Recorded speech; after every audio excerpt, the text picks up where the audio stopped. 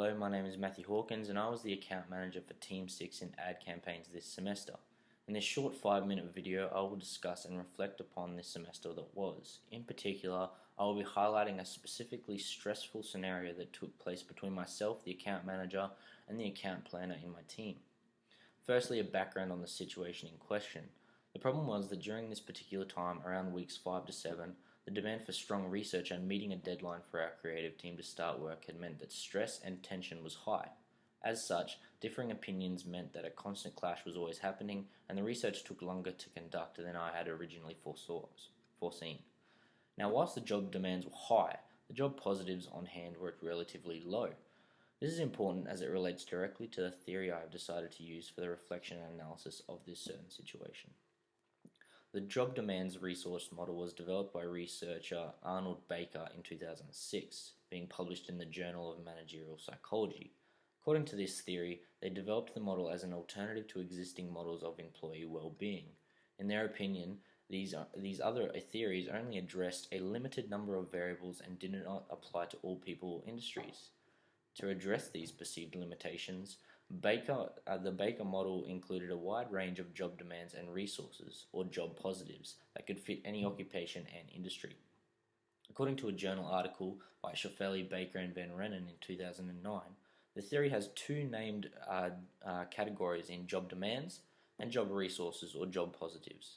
Under the job demands category, they are classified as the physical or emotional stressors in your life. These include time pressures, a heavy workload, a stressful working environment, role ambiguity, emotional labor, and poor relationships with coworkers. Of these categories, this particular scenario would have a mixture of poor relationships, heavy workload to try and conduct the research, and a stressful working environment, as well as a short time frame to do it in. From here, the second category are job resources, or job positives, that help influence and take hold of job stresses. They include things like the physical, social, or organizational factors that help you achieve goals and reduce stress. They include autonomy, strong working relationships, opportunities for advancement, coaching and mentoring, and learning and development. The JDR model states that when job demands are high, such as this case, and job positives are low, such as in this case, stress and burnout are very common, which is exactly what happened. Conversely, good job positives can offset the effect of extreme job demands and encourage motivation and engagement, according to many sources. The job demand of trying to pull together strong research caused tension and stress for myself, but also my account planner. The time pressure played a significant role in our disputes, as she was working often and told me that she didn't have enough time to provide adequate research. On my side, having to manage the time pressures as well as a stressful work environment amounted to creating a poor relationship between myself and the account planner.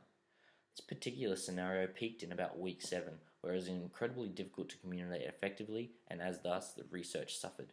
In hindsight, if we follow research done by Van Walkum, Baker, and Nishi in 2015 around the JDR theory, the first step would have been to analyze and identify the key job demands that were causing high amounts of stress and affecting work.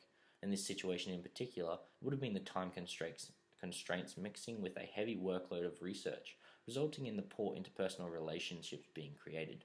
Second step would have been to rectify these stresses by incorporating job positives or job resources to improve the situation.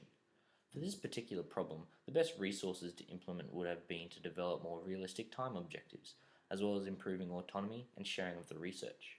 In particular, however, the biggest improvement in job resources would have been to increase constructive feedback. This is reiterated by many HR and management articles that state an improvement of interpersonal communication can greatly help reduce the stresses of the workload and improve team relationships.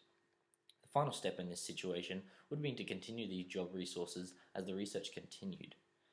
As a journal article by Tremblay and Masservi in 2011 states, continuing to implement job resources can cause an increase in motivation and co-worker relationships to improve, therefore allowing better work stresses to be controlled and kept to a minimum.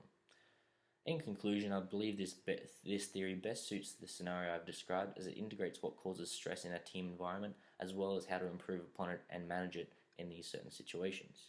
As account manager, I believe it is integral in learning how to adapt and work within a team environment, as the key role of any great account manager is the ability to work and manage others. Ad campaigns thus has taught me a lot, not only about how to work effectively in this role, but also myself as a person and key areas I need to improve upon if I'm to be successful in the advertising industry. Thank you for an excellent semester.